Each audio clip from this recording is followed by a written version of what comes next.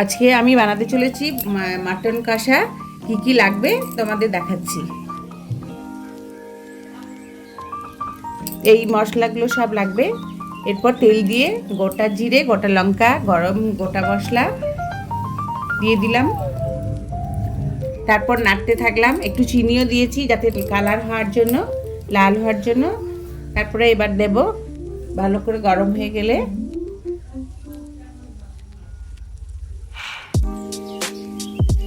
দিচ্ছি। এটা হচ্ছে পেঁয়াজ রসুন বাটা, এটা টমেটো, আদা, রসুন, কাঁচা লঙ্কা, লঙ্কা গুঁড়ো, জিরে গুঁড়ো, ধনে গুঁড়ো। এদিকে এবার পেঁয়াজ রসুন বাটাটা আমি দিয়ে দিচ্ছি।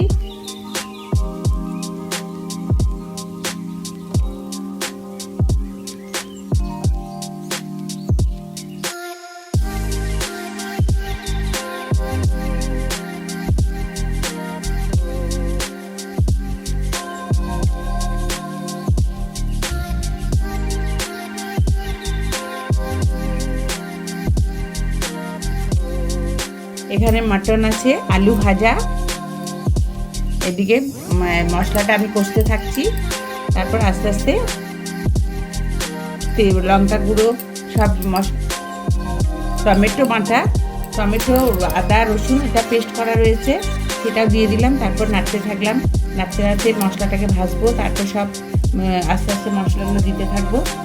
লঙ্কা গুঁড়ো, ধনে গুঁড়ো, কাশ্মীরি লঙ্কা, এদিকে লঙ্কার এমনি গুঁড়ো। এরপর নাড়তেই থাকবো।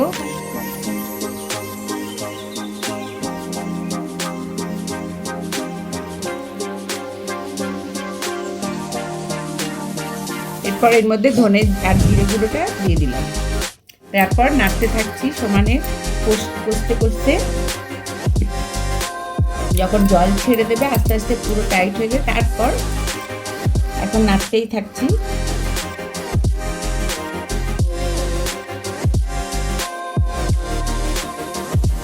মাটনটা অনেকটাই হয়ে গেছে।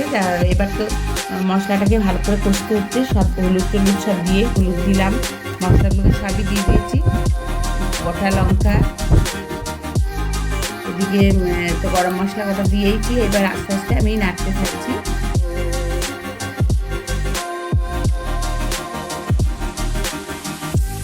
লঙ্কা গুঁড়োটাও এবার দিয়ে দিচ্ছি।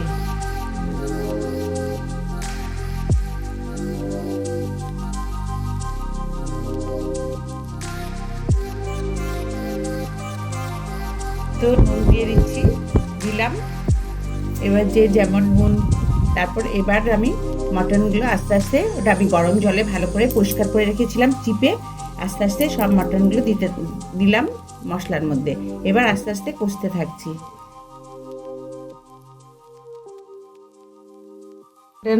করতে তো অনেকটাই সময় লাগে, আস্তে আস্তে কষতে থাকছি। তারপরে টক দইটা দিয়ে দিলাম। তারপরে ফেটিয়ে টক দই দিয়ে এরপর নাড়তে থাকছি সমানেই।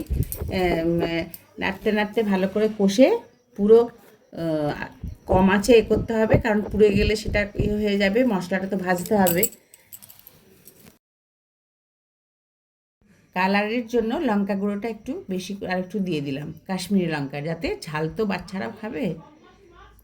কালারের জন্য কাশ্মীরি লঙ্কার গুঁড়োটা দিয়ে দিলাম। এবার 10-15 মিনিট ধরে আমি কষতে থাকবো, যাতে মাটনটা সুসিদ্ধ হতে থাকে। তারপরে তো আলুটা দেব, ভাজা আলুটা। এরপরে ভাজা আলুটা পরপর আমি দিলাম।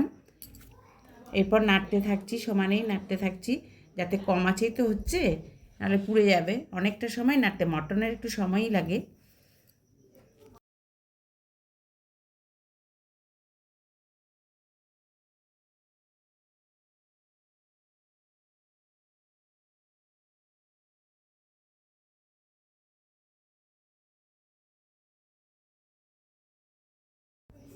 এবার তো ভালো করেই কষতে থাকছি যতক্ষণ না জলটা বেরোয়, জলটা মানে শুকিয়ে যায় আর কি, তেল ছাড়ে। তেলটা না ছাড়া পর্যন্ত আমি তো নাড়তেই থাকলাম। তারপর যখন বেশি কষা হয়ে গেছে, দেখছি মশলার গন্ধ নেই, তারপর ওটাকে রেখে একটা প্যানের মধ্যে জল গরম করতে দিলাম। এরপর এটা কষতে কষতে একটা প্যানে জল গরম হচ্ছে, কুকারের মধ্যে জলটা বেশ গরম হয়ে গেল। তারপর আমি মটনটাকে আস্তে আস্তে আমি তুলে নিলাম এর কুকারের মধ্যে। এবার কুকার বন্ধ করে এবার 10টা, আমার তো হকিন্সের 10-12টা সিটি মেরে নিলাম। এবার রেডি হয়ে গেছে। এই হলো আমাদের মাটন কষা, আর ভাত আর পোলাও দুটোই করেছি।